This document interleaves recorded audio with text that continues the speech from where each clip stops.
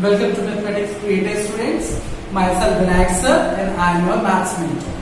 Today we will start our lecture 4 of sets of class 11.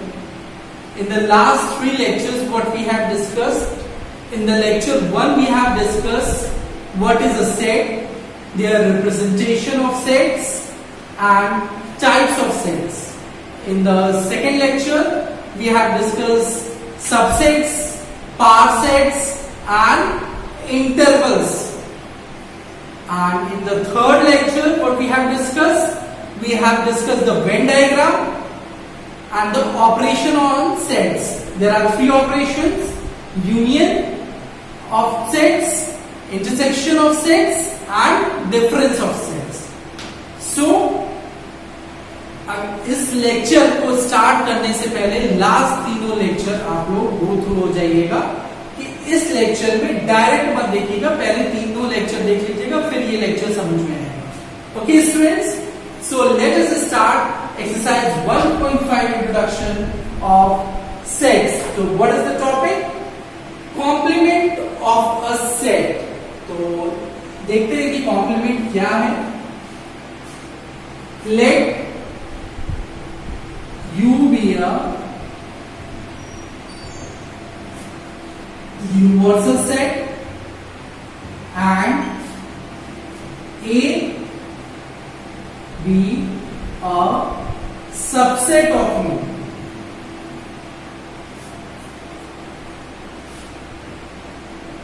Then set of all the elements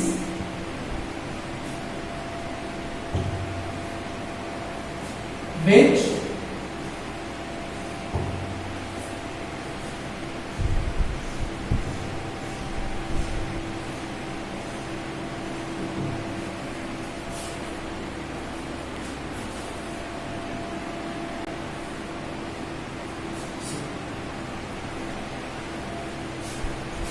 then set of all the elements of U which are not in A is called complement of the set.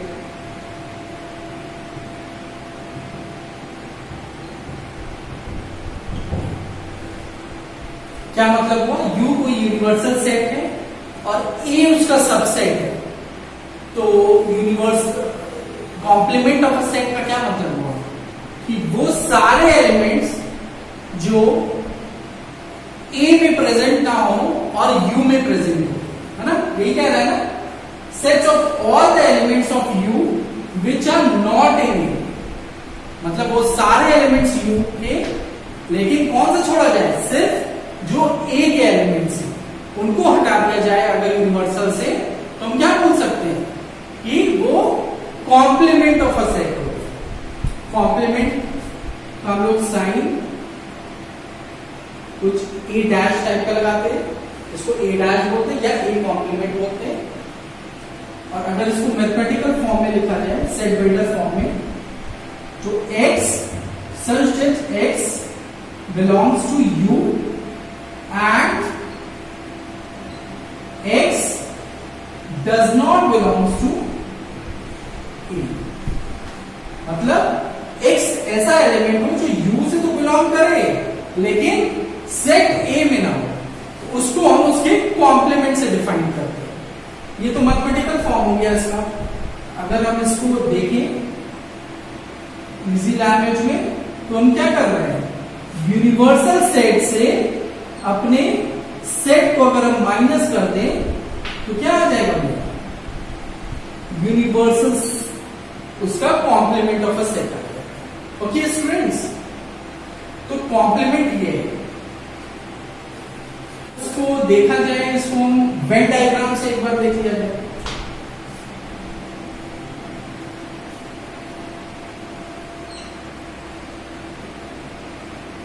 अगर हम Venn diagram से इसको देखें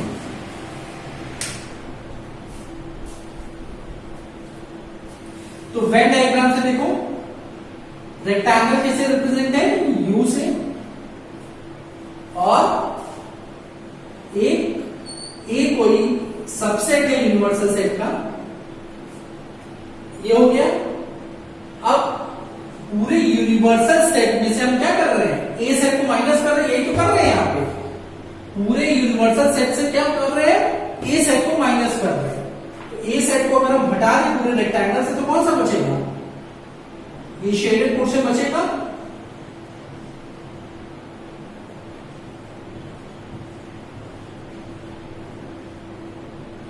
और यही क्या होगा, shaded portion. ये किसको शो कर रहा है, ये universe complement of a set को डिफाइन कर रहा है पूरा शेडेड सेट। तो ये है concept complement of a set का। कॉम्प्लीमेंट ऑफ अ सेट हम अगर वेन डायग्राम पे देखो तो ऐसे शो करते हैं, मैथमेटिकल फॉर्म पे ऐसे लिखते हैं, और डिफाइन करना हो तो वो इस फॉर्म में करता है। तो अब हम एक एग्जांपल से देख लेते हैं। इसमें देखो एक चीज और है कि हम ए को क्या बोल रहे हैं, यूनिवर्सल सेट का क्या है, सबसेट है। ए कॉम्प्लीमेंट भी मेरा किसका सबसेट होगा, यूनिवर्सल सेट का सबसेट होगा। ये हम वेन डायग्राम से भी देखते हैं, क्या है, पूरे रेक्टेंगल के अंदर ही तो है कॉम्प्लीमेंट ऑफ अ सेट। तो ए मेरा सबसेट है, यूनिवर्सल सेट है, ये तो हम लोग बोल रहे हैं, लेकिन ये हम इंप्लाइज क्या कर रहे हैं कि ए कॉम्प्लीमेंट भी मेरा क्या है, यूनिवर्सल सेट का सबसेट है। एक एग्जांपल लेते हैं, इससे और क्लियर हो जाएगा। यूनिवर्सल सेट मान लो 1 2 3 4 5 6 7 8, और सेट ए है मेरा 4 5 7, और सेट बी है 2। अब हमको इसमें निकालना क्या है, पहला है पार्ट, जब उसको ए कॉम्प्लीमेंट निकालना। अब ए कॉम्प्लीमेंट क्या होता है, यूनिवर्सल सेट से एक सेट को माइनस कर दो। डिफरेंस वही है ना जो हम लोग ऑपरेशन ऑन सेट्स पे पढ़े हैं, थर्ड वाला डिफरेंस ऑफ सेट्स। तो क्या करें, यूनिवर्सल सेट से एक एलिमेंट्स को डिलीट कर दो, जो बचेगा वही कॉम्प्लीमेंट होगा। तो डिलीट कौन कौन सा करना है, 4 नहीं लिखना, 5 नहीं लिखना, और 7 नहीं लिखना। इसको छोड़ के जो भी एलिमेंट्स सेट यूनिवर्सल सेट में वो सारे को लिख डालो। क्या हो जाएगा, 1 2 3 6 8। ये हो गया ए कॉम्प्लीमेंट। अगर हमको बी कॉम्प्लीमेंट बोला जाए, बी कॉम्प्लीमेंट भी कैसे है, क्या करेंगे, बी कॉम्प्लीमेंट निकालना है, मतलब यूनिवर्सल सेट में से हम किसको माइनस करना है, ए को नहीं माइनस करेंगे, जिसका कॉम्प्लीमेंट निकालेंगे उसी को माइनस करेंगे। तो यूनिवर्सल सेट से हम किसको माइनस कर दें, बी को माइनस कर दें। अब बी के एलिमेंट को हम डिलीट कर दें। बी के एलिमेंट क्या है, 2 और 4। यूनिवर्सल सेट में से 2 और 4 डिलीट कर दो, 2 और 4 क्या गया, डिलीट कर दो, और जितना बचा वही मेरा बी कॉम्प्लीमेंट होगा। तो बी कॉम्प्लीमेंट क्या हो जाएगा, 1 3 5 6 7 8। ये हो गया मेरा बी कॉम्प्लीमेंट, 3 3 6 2 8। ये समझ में आया बेटा, ये था example on complement of sets. अब हम लोग प्रॉपर्टीज पे मूव करते हैं। अब चलते हैं इसके कॉम्प्लीमेंट ऑफ अ सेट की प्रॉपर्टीज पे, इसके क्या क्या प्रॉपर्टीज है। ठीक है, क्वेश्चन सॉल्व करने में बहुत ही यूजफुल होते हैं। सबसे पहले प्रॉपर्टी को हम बोला गया है कॉम्प्लीमेंट लॉज। कॉम्प्लीमेंट लॉज, इसमें 2 पार्ट है। फर्स्ट पार्ट कह रहा है कि अगर ए का यूनियन उसके कॉम्प्लीमेंट के साथ करेंगे, अगर ए का यूनियन उसके कॉम्प्लीमेंट के साथ करेंगे तो क्या आ जाएगा, पूरा यूनिवर्सल सेट आ जाएगा। देख लो वेन डायग्राम में जो कराए थे, अगर ए सेट है जो सर्कल के अंदर का सेट था और ए कॉम्प्लीमेंट क्या था, सर्कल के बाहर का सेट था, पूरा रेक्टेंगल के अंदर और सर्कल के बाहर का। अगर दोनों का यूनियन निकाल रहे हैं, दोनों को ऐड कर रहे हैं, तो क्या हो जा रहा है, पूरा यूनिवर्सल सेट हो जा रहा है। ये पहला पार्ट है इसमें। और सेकंड पार्ट कह रहा है कि अगर ए का इंटरसेक्शन उसके कॉम्प्लीमेंट के साथ करते हैं, ए का इंटरसेक्शन अगर उसके कॉम्प्लीमेंट के साथ करते हैं तो क्या होता है, फाइनल। ठीक है, ये फर्स्ट था। अब सेकंड पार्ट है, बहुत इंपॉर्टेंट पार्ट जो है D Morgan's law. D Morgan's law, इस पे बेस्ड बहुत क्वेश्चंस आते हैं, बहुत इंपॉर्टेंट लॉ है। इसमें भी दो पार्ट है। फर्स्ट पार्ट कह रहा है कि अगर यूनियन में दो सेट का यूनियन है और उसका कॉम्प्लीमेंट अगर निकाला जाए तो कैसे निकालते हैं, उसके कॉम्प्लीमेंट, दोनों सेट के कॉम्प्लीमेंट का इंटरसेक्शन। ठीक है, डी मॉर्गन्स लॉ में, ये डी मॉर्गन्स लॉ में जो डी मॉर्गन्स निकाले थे इसको, इसीलिए इनको डी मॉर्गन्स लॉ नाम दे दिया गया है। इसमें पहला चीज कहा जा रहा है कि union of the two sets, मतलब complement of the union of the two sets is the intersection of their complements. अगर इसको थ्योरेटिकल टर्म में लिखोगे तो क्या है, the complement of the union of two sets is the intersection of their complements. ये first part है इसका। और अगर सेकेंड पार्ट, अगर यही इंटरसेक्शन में हो, the complement of intersection of the two sets is the union of their compliments.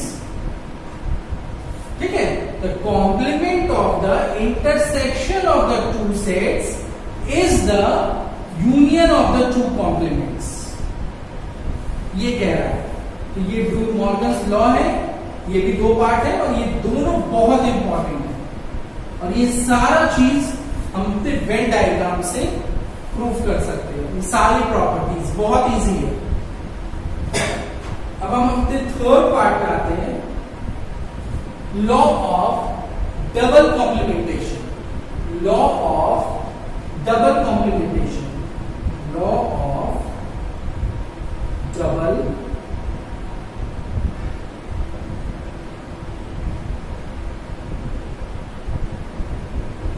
Complementation. इसमें क्या है, ए कॉम्प्लीमेंट का अगर हम दोबारा फिर से कॉम्प्लीमेंट निकालेंगे तो क्या आ जाएगा, ये मेरा ए सेट आ जाएगा। मतलब ए कॉम्प्लीमेंट है, ठीक है, उसका फिर से कॉम्प्लीमेंट करेंगे तो कौन सा सेट आ जाएगा, वही सेट आ जाएगा मेरा ए सेट। ये भी प्रॉपर्टी इंपॉर्टेंट है, इसको कहते हैं law of double complementation. Double complementation मतलब किसी का अगर हम दो बार कॉम्प्लीमेंट करेंगे तो वही सेट इटसेल्फ आ जाएगा। अब चलते हैं फोर्थ वाले अपने प्रॉपर्टीज पे। फोर्थ कह रहा है लॉ ऑफ 5 सेट्स है। लॉ ऑफ 5 सेट्स कह रहा है अगर 5 का हम लोग कॉम्प्लीमेंट निकालते हैं, अगर 5 का हम लोग कॉम्प्लीमेंट निकालते हैं तो क्या हो जाता है, यूनियन आ जाता है। अगर हम लोग 5 का कॉम्प्लीमेंट निकालेंगे तो क्या आ जाएगा, मेरा यूनियन आ जाएगा। और वैसे ही लॉ ऑफ यूनिवर्सल सेट होता है, अगर यूनिवर्सल का अगर हम लोग कॉम्प्लीमेंट निकालें तो वो क्या हो जाएगा, 5 हो जाएगा। ये फोर्थ का पार्ट फर्स्ट है और पार्ट सेकंड। अगर हम 5 का कॉम्प्लीमेंट निकालें तो पूरा यूनिवर्सल सेट आ जाएगा, और अगर हम यूनिवर्सल सेट का कॉम्प्लीमेंट निकालेंगे तो 5 आ जाएगा।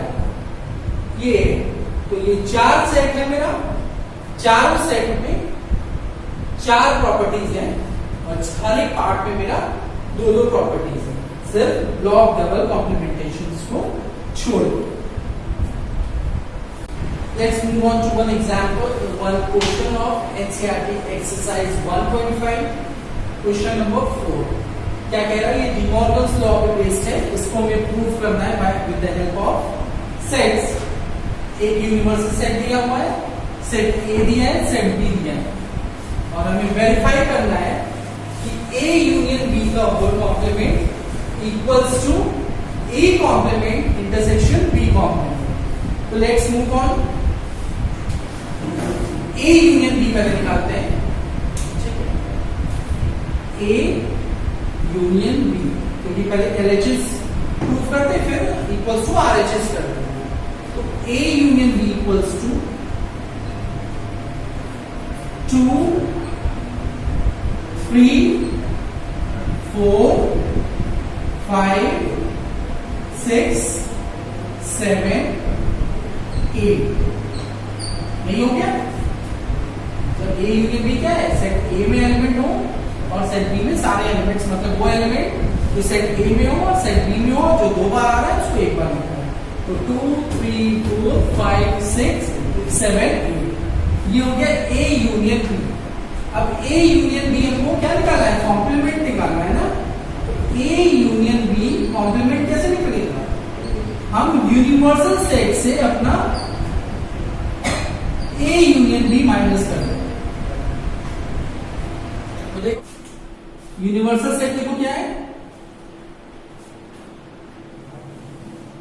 यूनिवर्सल सेट ये है और A यूनियन B, ये एलिमेंट्स को डिलीट करना है। 2 डिलीट कर दो, 3 डिलीट कर दो, 4 कर दो, 5 कर दो, 6 कर दो, 7 कर दो, 8 कर दो। क्या बचा मेरे पास, 1 और 9। तो 1 और 9, ये तो हो गए LHS। अब RHS पे आते हैं। RHS पे क्या निकालना है, A complement intersection B complement. तो सबसे पहले A कॉम्प्लीमेंट निकालो। A कॉम्प्लीमेंट मतलब यूनिवर्सल सेट से एक एलिमेंट्स को डिलीट कर दो। तो 2 4 6 से डिलीट कर दो, 2 4 6 8। कौन कौन से एलिमेंट्स बचे, 1 3 5 7 9। नेक्स्ट B कॉम्प्लीमेंट निकालना है। B कॉम्प्लीमेंट में क्या है, B के एलिमेंट्स यूनिवर्सल सेट से डिलीट कर दो। B के क्या है, 2 3 5 7, 2 3 5 7। क्या क्या बचा, 1 4 6 8 9। अब इन दोनों में क्या करना है, हमें इंटरसेक्शन निकालना है। यही चीज है ना, इंटरसेक्शन में इन दोनों के कॉमन एलिमेंट्स निकालने हैं। कॉमन एलिमेंट्स कौन से, 1 और 9।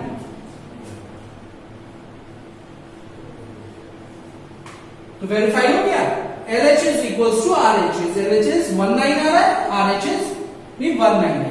ये डी मॉर्गन्स लॉ का पहला लॉ है, A union B whole complement equals to A intersection A complement intersection B complement. Second part भी एकदम सेम ऐसे ही प्रूफ होगा। उसमें क्या करना है, A इंटरसेक्शन B का whole complement equals to A complement union B complement. इसमें यूनियन करके डिलीट करना है यूनिवर्सल सेट से, और A कॉम्प्लीमेंट B कॉम्प्लीमेंट तो निकाले थे, बस इसमें क्या निकालना है, यूनियन निकालना है। तो ये था बेटा एक्सरसाइज 1.5 का इंट्रोडक्शन पार्ट, लेक्चर 4 का। फिर वही चीज, लाइक करिए, सब्सक्राइब करिए, शेयर करिए, बिकॉज टीचर्स का यही मोटिवेशन है। यही मोटिवेशन आपको, आप वीडियोस पे देखोगे, दिन पे दिन क्या हो जाएगा, मोटिवेट होते रहेंगे टीचर्स, तो आपको लेक्चर्स बहुत अच्छे मिलते रहेंगे। ठीक है, दैट्स ऑल फॉर टुडे।